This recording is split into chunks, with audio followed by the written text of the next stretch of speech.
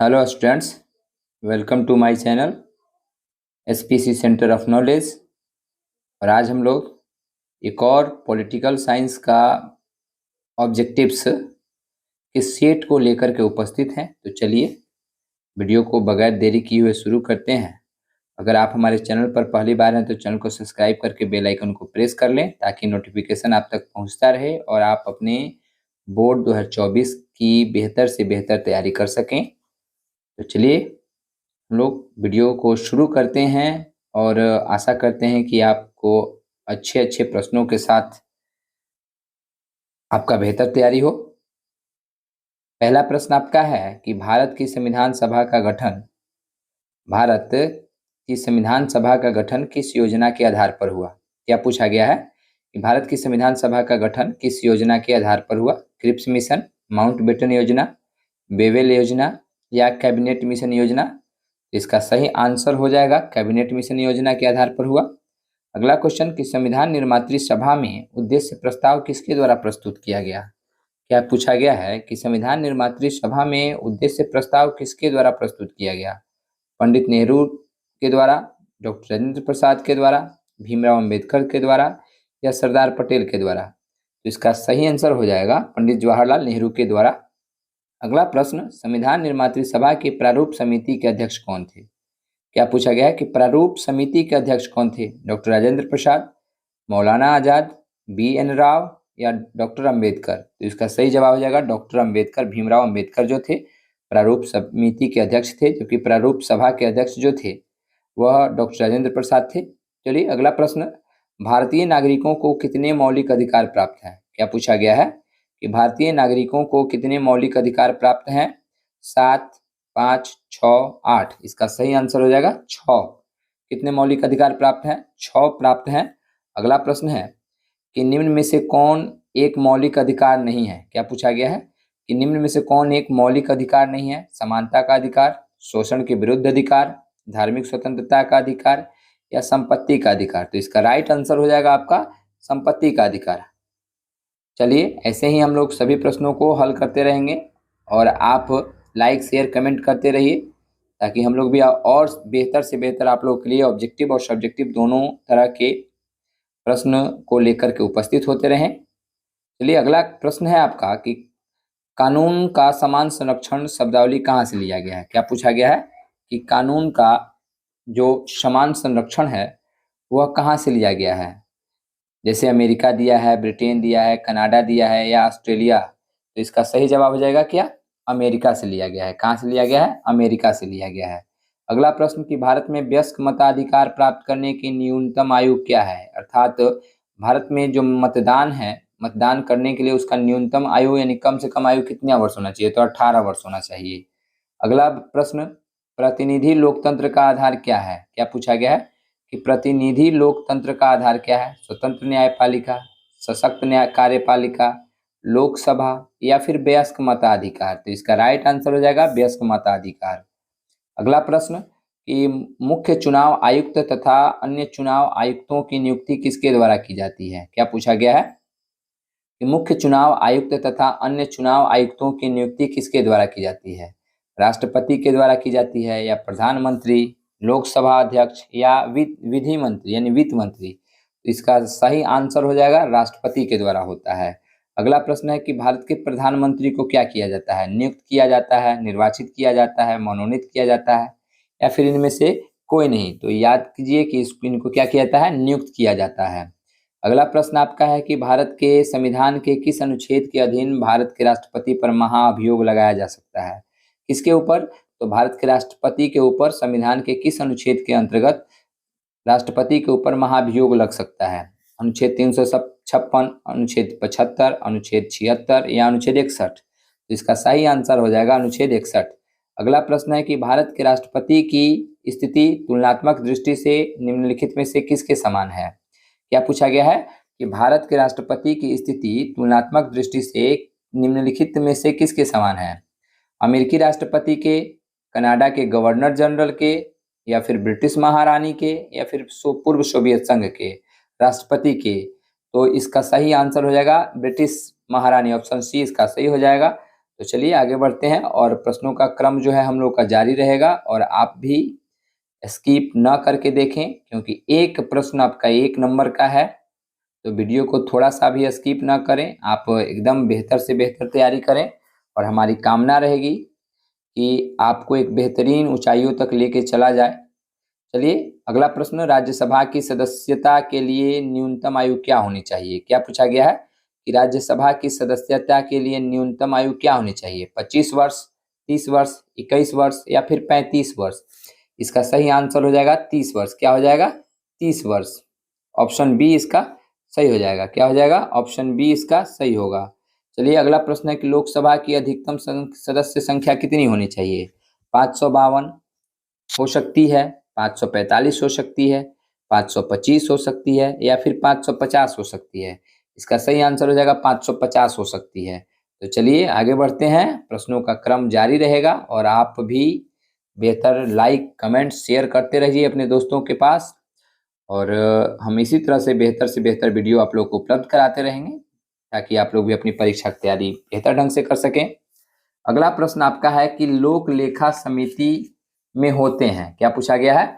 लोक लेखा समिति में होते हैं कितने सदस्य जो होते हैं? जैसे दिया गया है ऑप्शन ए में कि केवल लोकसभा के सदस्य होते हैं, बी में दिया गया है कि केवल राज्यसभा के सदस्य होते हैं, सी में दिया गया है कि 15 सदस्य लोकसभा और 7 सदस्य राज्यसभा के होते हैं, डी में दिया गया है कि 7 सदस्य जो है लोकसभा के और 15 सदस्य राज्यसभा के। तो इसका ऑप्शन सी सही होगा। 15 सदस्य जो लोकसभा के होते हैं और 7 सदस्य राज्यसभा, कुल मिलकर के 22 सदस्य शामिल होते हैं। अगला प्रश्न है कि राज्यसभा का उपसभापति निर्वाचित होता है किसके द्वारा? राज्यसभा के निर्वाचित सदस्यों के द्वारा, राज्यसभा के सदस्यों के द्वारा, संसद के निर्वाचित सदस्यों के द्वारा या संसद के सभी सदस्यों के द्वारा? तो ऑप्शन सी इसका सही होगा, संसद के निर्वाचित सदस्यों के द्वारा। अगला प्रश्न, किसी भी राज्य की विधानसभा की अधिकतम अनुज्ञेय सदस्य संख्या की सीमा है कितनी? अभी जस्ट हम लोग कुछ देर पहले प्रश्नों को सॉल्व किया था, तो इसका डायरेक्टली हो जाएगा 500 सदस्य। क्या होगा? 500 सदस्य। अगला प्रश्न है कि विधान परिषद का सदस्य निर्वाचित होने के लिए आयु का जो न्यूनतम उम्र होना चाहिए वह क्या होना चाहिए? 18 वर्ष, 25 वर्ष, 21 वर्ष या 30 वर्ष?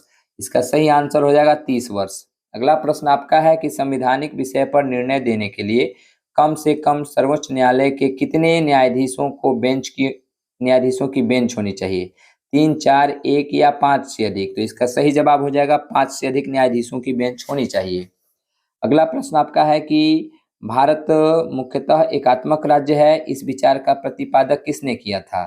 तो ये देखिए यहाँ पे चारों जो ऑप्शन दिए हैं, D Basu, G N. Joshi, Morris Jones और एक और दिया है अशोक चंद्रा। तो इसमें से कोई नहीं होगा, जबकि होगा केसी बियर। क्या होगा? केसी बियर इसका सही आंसर हो जाएगा। तो ये चारों ऑप्शन में से कोई नहीं है। आगे बढ़ते हैं और प्रश्नों का क्रम जो है जारी रहेगा। चलिए आगे बढ़ते रहें और प्रश्न को अच्छे ढंग से समझते रहिए। अगला प्रश्न है कि संघात्मक ढांचे के लिए अपरिहार्य लक्षण है क्या है?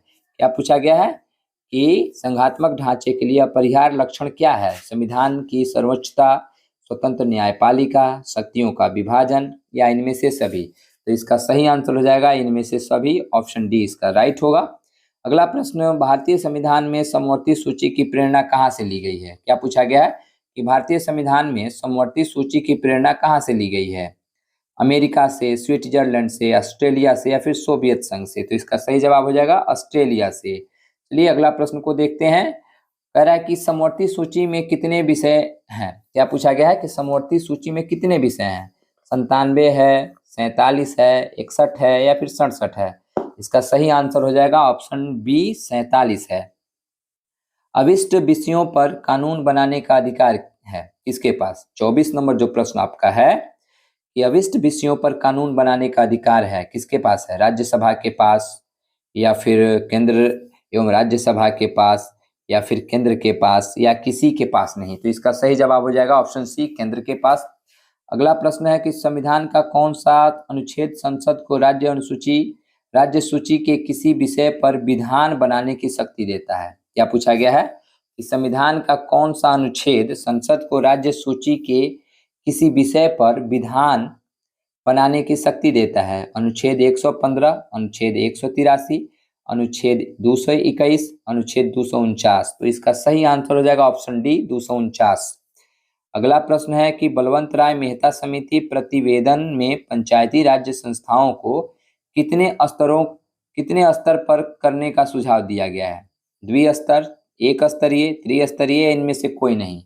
इसका सही जवाब हो जाएगा द्विस्तरीय। चलिए अगला प्रश्न को देखते हैं। अगला प्रश्न है कि लोकतांत्रिक विकेंद्रीकरण का सुझाव दिया है किसके द्वारा? राज मन्नार समिति के द्वारा, बलवंत राय मेहता समिति ने, या अशोक मेहता समिति ने, या चंदा समिति ने। तो इसका सही जवाब ऑप्शन बी हो जाएगा, बलवंत राय मेहता समिति ने। चलिए आगे बढ़ते हैं। प्रश्नों का क्रम जो है जारी रहेगा और आप लोग भी लाइक करना ना भूलें, शेयर करना ना भूलें, कमेंट करना ना भूलें। चलिए अगला प्रश्न आपका है कि 73वें संविधान संशोधन के अनुसार 11वीं अनुसूची में पंचायती राज संस्थाओं को कितने विषय सौंपे गए हैं? कितने विषय सौंपे गए हैं? 97, 66, 47 या फिर 29। तो इसका सही जवाब हो जाएगा 29। क्या होगा दोस्तों? तो 29 विषयों पर। अगला प्रश्न है कि संविधान संशोधन की प्रक्रिया का वर्णन किया गया है किस अनुच्छेद में?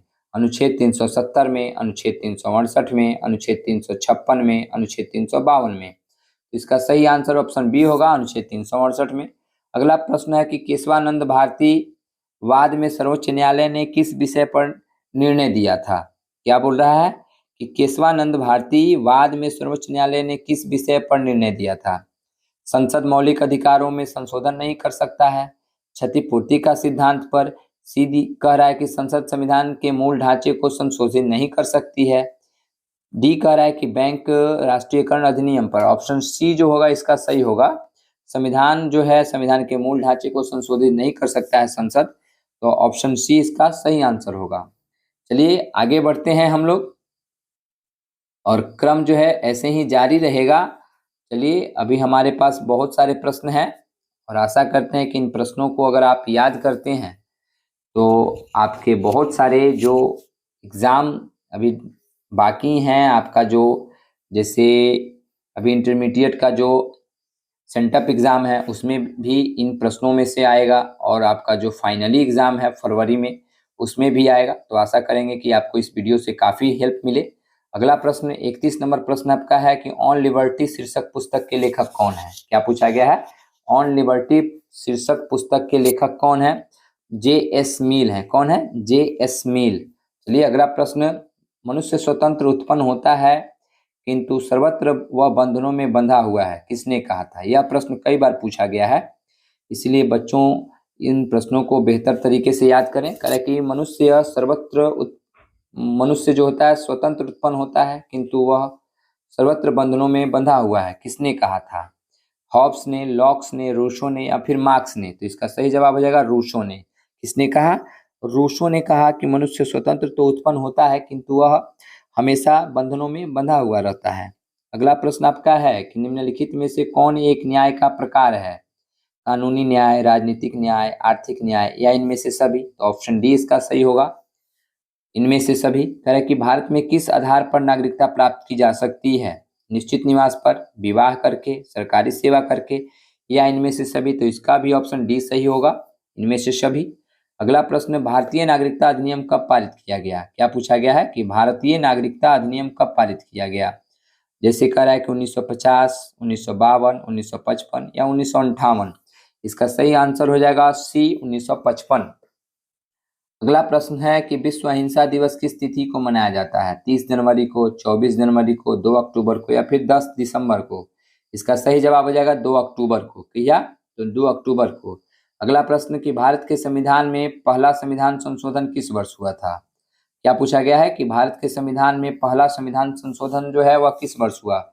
1951 में, या फिर 52, 53 या 54। तो इसका सही जवाब हो जाएगा 1951 में। अगला प्रश्न है कि किसने द्विराष्ट्र सिद्धांत का प्रतिपादन किया? महात्मा गांधी ने, पंडित जवाहरलाल नेहरू ने, मोहम्मद अली जिन्ना ने, या फिर सरदार पटेल ने। इसका सही जवाब हो जाएगा मोहम्मद अली जिन्ना ने। अगला प्रश्न है कि भारत और पाकिस्तान के बीच कारगिल युद्ध कब हुआ? क्या पूछा गया कि भारत और पाकिस्तान के बीच कारगिल युद्ध कब हुआ? 1955 में, 1995 में, 1996 में, 1999 में, या फिर 1998 में। तो इसका सही आंसर हो जाएगा ऑप्शन सी 1999 में। अगर डेट पूछा जाए तो 26 जुलाई 1999 में पाकिस्तान और भारत के बीच में कारगिल युद्ध हुआ था। चलिए, अभी तक तो हम लोगों ने 39 प्रश्नों को सॉल्व किया। आशा करते हैं कि आप लोग को और भी बेहतर ऑब्जेक्टिव्स मिले और आप बेहतर तरीके से अपनी परीक्षा की तैयारी कर सकें। तो चलिए, अगला प्रश्न आपका है कि भारत और चीन के बीच पंचशील समझौता पर हस्ताक्षर किस वर्ष हुआ था। क्या पूछा गया है कि भारत और चीन के बीच पंचशील समझौता पर हस्ताक्षर कब हुआ था। ऑप्शन दिया है 1950, 1952, 1953 या 1954। इसका सही जवाब हो जाएगा 1954। क्या होगा? 1954। और डेट पूछा जाए तो 29 अप्रैल, क्या बोलेंगे हम, 29 अप्रैल 1954 को भारत और चीन के बीच पंचशील समझौता पर हस्ताक्षर हुआ था। अगला प्रश्न है कि गुट निरपेक्ष आंदोलन कब अस्तित्व में आया। तो देखिए, गुट निरपेक्ष का जो प्रथम शिखर सम्मेलन जो था 1961 बेलग्रेड में हुआ था, उसी समय यह अस्तित्व में आया। तो इसका ऑप्शन ए सही होगा, 1961। संविधान सभा में 42वां जो संशोधन था वह कब पारित किया गया। क्या पूछा गया है कि संविधान में 42वां संशोधन कब पारित किया गया। 1971, 1976, 1977 या फिर 1978। इसका सही आंसर हो जाएगा 1976 ईस्वी में। अगला प्रश्न है कि सार्क में कितने देश शामिल हैं। क्या पूछा गया है कि सार्क में कितने देश शामिल हैं। 5, 6, 7, 8। इसका सही जवाब हो जाएगा 8। ऑप्शन डी सही होगा। निम्नलिखित में से कौन एक राज्य का तत्व नहीं है। भूभाग, जनसंख्या, संप्रभुता या राजनीतिक दल। इसका सही ऑप्शन हो जाएगा डी, राजनीतिक दल जो है वह किसी राज्य का तत्व नहीं होता है। उल्फा एक आतंकवादी संगठन है। 45 नंबर प्रश्न पूछा गया है कि उल्फा एक आतंकवादी संगठन है किस देश का। श्रीलंका का, पाकिस्तान का, भारत का या रूस का। तो उल्फा जो है वह भारत का ही एक आतंकवादी संगठन है और यह असम के क्षेत्र में सक्रिय है। अगला प्रश्न है कि किसी नगर निगम के मेयर का चुनाव कौन करता है। वार्ड काउंसलर, स्थायी समिति, जनता या इनमें से कोई नहीं। इसका सही जवाब आ जाएगा वार्ड काउंसलर। अगला प्रश्न है कि निम्नलिखित में से कौन संयुक्त राष्ट्र संघ का अंग नहीं है। क्या पूछा गया है? संयुक्त राष्ट्र संघ का अंग कौन नहीं है। महासभा, सुरक्षा परिषद और अंतर्राष्ट्रीय न्यायालय तथा यूनिसेफ। तो महासभा, सुरक्षा परिषद और अंतर्राष्ट्रीय न्यायालय ये तीनों जो है संयुक्त राष्ट्र संघ के अंग है, बल्कि यूनिसेफ जो है यह अंग नहीं है। इसका ऑप्शन डी सही होगा। 48 नंबर प्रश्न है कि विश्व महिला दिवस कब मनाया जाता है। 10 दिसंबर को, 8 मार्च को या फिर 1 दिसंबर को या फिर 2 अक्टूबर को। क्या पूछा गया है कि विश्व महिला दिवस किस तिथि को मनाया जाता है। विश्व महिला दिवस जो है किस तिथि को मनाया जाता है। तो 8 मार्च को मनाया जाता है। चलिए आगे बढ़ते हैं, प्रश्नों का क्रम जारी रहेगा और आप लाइक शेयर करते रहिए और कमेंट करते रहिए। 50 नंबर प्रश्न है आपका कि प्रथम गुट निरपेक्ष सम्मेलन के अध्यक्ष कौन थे। प्रथम गुट निरपेक्ष सम्मेलन के अध्यक्ष कौन थे। जवाहरलाल नेहरू, सुकर्णो, अब्दुल नासिर या फिर मार्शल टीटो। ऑप्शन डी इसका सही होगा, मार्शल टीटो। तो हम लोगों ने 50 प्रश्नों को सॉल्व किया है। आशा करते हैं कि वीडियो पसंद आता है तो चैनल को सब्सक्राइब करके बेल आइकन को प्रेस कर लें ताकि नोटिफिकेशन आप तक पहुंचता रहे। Thanks for watching my video. जय हिंद, जय भारत।